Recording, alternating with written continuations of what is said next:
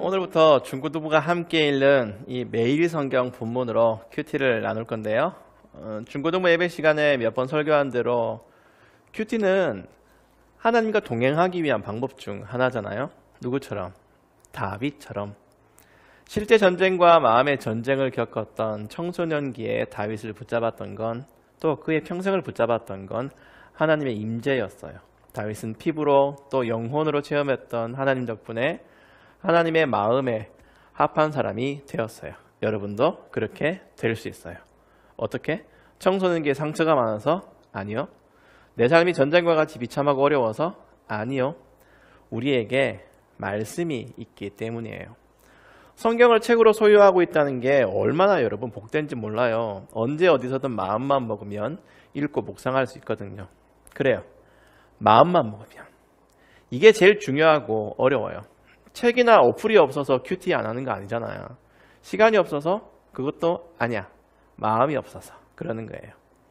우리가 매주 이틀은 영상으로도 큐티를 나누고 또 배울 텐데 지금까지 이런 영상이 없어서 여러분 큐티 안 한 것도 아니잖아요. 그러니까 여러분이 지금 할 일은 우선 이 영상은 보고 있을 테니까 성경책을 준비하는 것보다 큐티 책을 준비하는 것보다 더 우선으로 꾸준히 성경을 읽겠다는 마음가짐이에요. 일주일에 2번 영상 보내줄 때만 하는 큐티 말고 짧더라도 꾸준히 하는 것, 나는 이게 큐티에서 제일 중요한 거라고 생각하거든요. 내가 지금까지 여러분한테 설교했던 큐티의 중요성, 큐티의 효과, 그걸 넘어서 이제부터는 이 영상으로 큐티 본문을 읽어가면서 동시에 큐티의 방법을 하나씩 배워볼게요. 단기 코스 아니야. 이건 수료식도 없어요. 왜냐? 큐티는 평생 해야 되는 거거든. 매주일 예배 드리고 설교 듣는 것처럼 큐티는 여러분이 숨을 거두기 전까지 지속하고 반복해야 하는 거예요. 내일 아침에 해가 뜰 거잖아. 해가 뜨면 똑같이 매일 아침 혹은 조용한 시간에 큐티를 한다. 아니면 들었던 설교를 묵상한다. 이 공식을 당연하게 생각하세요. 왜 그렇게 해야 돼요? 왕이신 하나님은 성경으로 우리에게 말씀하시니까 꿈이나 그런 것들이 아니고 말씀으로 내 인생의 모든 순간이 말씀의 내용과 원칙으로 채워지기를 원하시니까 그렇지 않으면 나는 내 생각과 계획대로 오늘 하루를 살 거니까 그러면 당연히 죄와 더 가까운 삶이 될 테니까 죄와 멀어지기 위해서라도 여러분 이 말씀을 가까이 해야 돼요. 오늘은 앞에 썰이 좀 길어요. 처음이니까 그런 거예요. 누가복음을 큐티하기 위해 배경을 좀 알아야 되겠어요. 신약 성경의 첫 4권은 모두 복음이에요. 그런데 앞에 붙는 이름이 달라. 접두어. 각각 마태, 마가, 누가, 요한이라는 작가 이름이 붙어서 마태복음, 마가복음, 누가복음, 요한복음이라고 불러요. 4권이어서 4복음서. 책들이 비슷하면서도 달라. 시리즈물이 아니에요. 똑같은 사건이 나오는데 강조하는 게 달라요. 가령 예수님이 벳세다라는 들판에서 한 2만 명쯤 되는 사람들을 배부르게 하셨어. 보리떡 5개와 물고기 2마리로. 그런데 똑같은 기적인데 복음서마다 앞뒤에 무슨 일이 있는지도 다르고 거기에 등장인물도 조금씩 달라요. 그렇게 성경 한 권, 마태복음면 마태복음, 누가복음면 누가복음의 큰 문맥, 관점이 뭔지 알고 있는 상태에서 성경을 읽는 게 큐티를 시작할 때 필요해요. 왜냐? 이런 기준이 없으면 모두 자기 마음대로 성경을 해석하거든. 오병이어 보면서 나도 배고파. 아니면 나도 헌신해야지 그 오병이어 바친 소년처럼. 아니면 12바구니나 음식물 쓰레기 너무 많은데 이렇게 읽지 말아야 하거든요. 책에도 나오는데 누가복음은 유대인이 아니라 이방인을 위해 쓴 책이에요. 뭘 알려주려고? 예수님이 사람으로 오셨다는 것. 아까 연주한 찬송가 참 반가 성도요 3절을 보면요 의미심장한 가사가 나와요. 이 세상에 주께서 탄생하실 때에 참 신과 참 사람이 되시려고 동정녀의 몸에서 나시었으니. 찬송가 찾아보세요. 우리가 예수님을 믿는다고 할 때는 그냥 단어가 아니라 의미까지 알아야 한다고 했잖아. 우리는 참 하나님이면서 동시에 참 인간이신 예수님을 믿어요. 그 중에 누가복음은 참 인간이신 예수님을 드러내는 게 목적인 책이에요. 마태복음과 마가복음과 요한복음이 각각 강조하는 예수님이 있을 거잖아요. 그걸 외울 수 있는 방법을 내가 지금 이야기를 해줄게요. 마태복음은 왕으로 오신 예수님을 강조하는 성경이에요. 마가복음은 종으로 오신 예수님을 강조하는 성경이고 요한복음 하나님의 아들로 오신 예수님을 강조하는 성경이에요. 그러면 이걸 그냥 어거지로 외우면 조금 헷갈리니까 앞에 글자들만 따서 이렇게 외워봅시다. 마태복음이 왕으로 오신 예수님이시잖아. 그러면 마와 왕을 합치면 마왕이 되니까 좀 이상하니까 태와 왕을 합쳐서 태왕으로 외우세요. 마가복음은 종으로 오신 예수님을 이야기하잖아. 강조하잖아요. 그러면 종은 기본적으로 어떻게 하는 거예요? 막 부리잖아. 막 부리는 종으로 기억하면 돼요. 누가복음은 어떤 예수님? 사람으로 오신 예수님을 강조하잖아요. 그러면 이렇게 외우면 되는 거예요. 누가 그 사람이야? 누가 그 사람이야? 요한복음은 이렇게 좀 외워보자. 요한이 영어로 존이잖아요. 존, 좋으신 하나님. 참 쉽죠? 자, 잘 외우고 이걸 바탕으로 우리가 각 성경 사복음서를 읽으면 유익한 점이 많이 있을 거예요. 여기까지만 기억하고 오늘 큐티 본문을 봅시다. 누가복음 2장 21절에서 40절. 먼저 정독을 했어요. 조급하게 빨리 읽고 설명 보려고 하지 말고 영상에서는 읽는 시간을 안 주니까 이 영상 잠시 멈춤했다가 다시 실행하세요.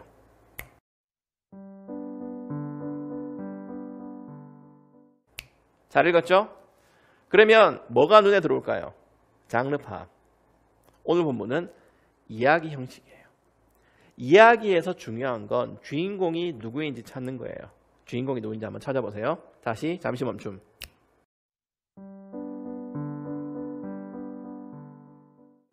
찾았나요? 일단 큐티 세계는 친절하게 두 문단으로 내용을 잘 나눴네. 첫째 문단이 성전에 올라가신 예수님, 둘째 문단은 마침내 예수님을 만난 시므온과 안나. 성경에 예수님이 주인공이신 건 당연하고 다음 문단에 시므온과 안나가 나왔는데 이 사람들도 주인공이에요. 여기까지는 쉽죠? 다른 큐티를 할 때도 똑같아요. 이야기에서는 원리를, 아니 주인공을 찾아라. 다음으로 이야기의 주인공을 통해 하나님이 알려주려고 하는 뜻을 찾아야 되겠지. 자, 어떻게 찾느냐? 모든 글에서 중심 주제는 반복을 통해 나타난다. 의도적인 반복, 거듭 나오는 단어를 찾으면 됩니다. 한번 찾아보세요.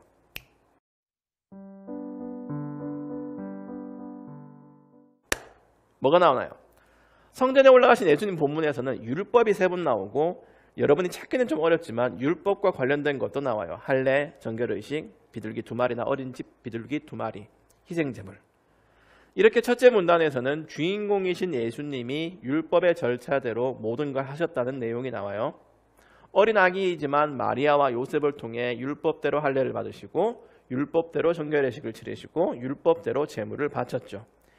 이게 예수님이 참 사람으로 태어나셨다는 강력한 증거예요. 왜냐하면 본래 예수님은 하나님이시니까. 율법은 인간, 죄인으로 태어나서 죽어야 하는 인간이 지켜야 하는 명령이니까 성자 하나님이신 예수님은 율법과 상관없는 분이에요. 대한민국 사람이 일본의 주민등록번호가 없는 것처럼 아무 관계가 없어요. 그런데 왜 예수님은 오늘 첫째 문단에서 율법을 지키셨을까? 죄인인 우리를 구원하시기 위해서는 인간의 대표자가 되셔야 하니까.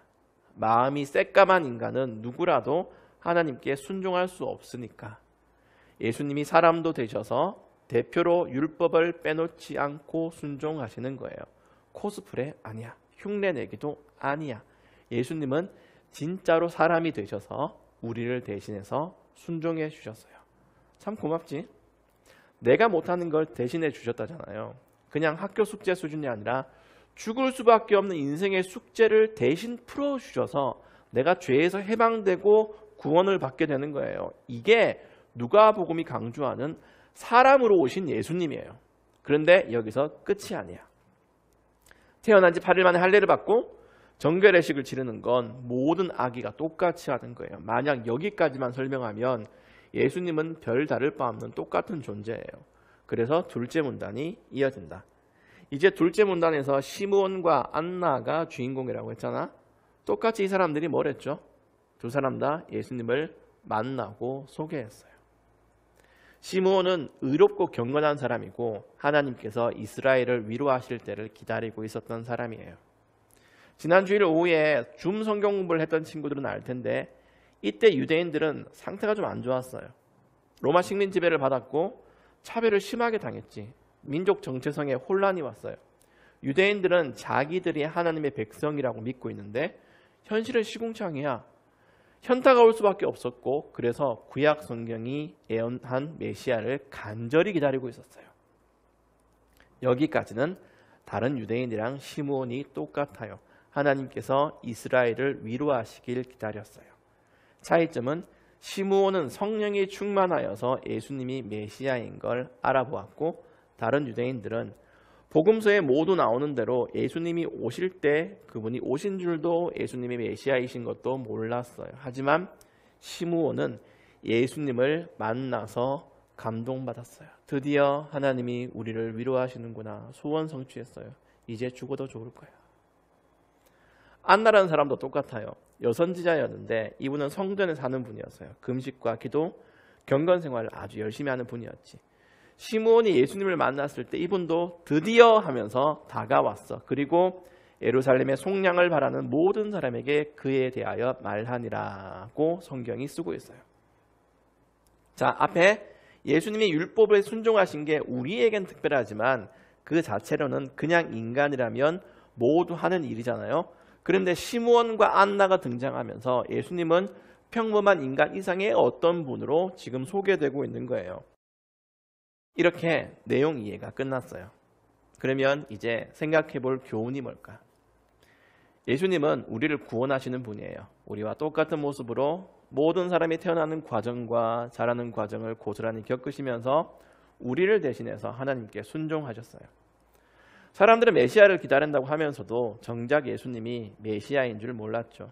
하지만 하나님의 말씀을 소중하게 생각하고 가까이 하는 시므온과 안나는 진짜 메시아를 알아보고 만나고 위로를 받았어요.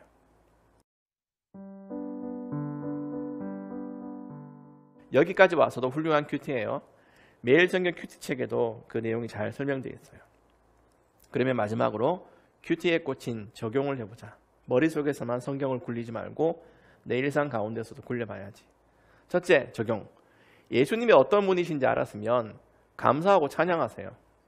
흔히 적용하면 내가 어떻게 할까를 생각하는데 그게 틀리지도 않은데 그보다 중요한 건 하나님의 영광이에요. 내가 사는 것도 먹고 마시는 것도 다 하나님의 영광을 위해서인데 큐티를 통해 하나님께 영광 돌리는 것도 중요하죠. 나를 대신해서 율법에 순종하신 예수님이 계셔서 구원받았다는 걸 생각하고 감사하고 찬양하세요. 지금 생각나는 노래가 있으면 그걸로 찬양하세요. 두 번째 적용. 하나님을 가까이 하세요. 내 삶이 조금 쪼달릴 수 있어. 공부에, 친구 관계에, 가정 형편, 개인적인 여러 문제, 건강, 진로 등으로 골치가 아파요. 오랫동안 나를 괴롭혀왔던 자학, 열등감, 패배의식 이런 게 여러분 청소년들의 단골 고민거리예요. 그럴 때 신앙도 흔들리지. 교회를 계속 다녀야 할까 하는 의심까지 들 거야. 하나님이 너무 멀어요. 서먹해. 친했던 적이 별로 없는 것 같아. 그분과. 왠지 피하고 싶어. 그러면서 여러분 그래도 하나님이 나를 도와주시면 좋겠다고 생각이 들 때도 있잖아요. 그럴 때 어떻게 해야 할까? 친하지도 않은데 부탁하기도 좀 그래요. 그러면 여러분 시므온과 안나를 보세요. 그분들이 예수님을 예수님으로 볼 수 있게 된 건 하나님의 말씀을 가까이 하고 기도를 하는 경건 생활 덕분이었어요. 여러분이 짧게라도 규칙적으로 말씀을 묵상하고 기도를 더듬더듬이라도 시작하면 하나님과의 거리는 급속도로 가까워져요. 그러면서 가까워지는 만큼 점차 마음의 평안이, 안식이, 기쁨이 마치 소설에서나 나올 듯 했던 것들이 나에게 실체로 다가옵니다. 언제? 내가 말씀을 가까이 할 때. 첫 번째 영상 큐티를 통해 이걸 결심하고 여러분 잘 따라오세요. 영상이 없는 날도 열심히 이 책을 보세요. 책에 나온 해설을 읽고 질문에 답하는 것만으로도 여러분 신앙이 자라고 하나님을 바르게 만날 수 있을 겁니다. 그럼 여러분 다음에 또 만나요.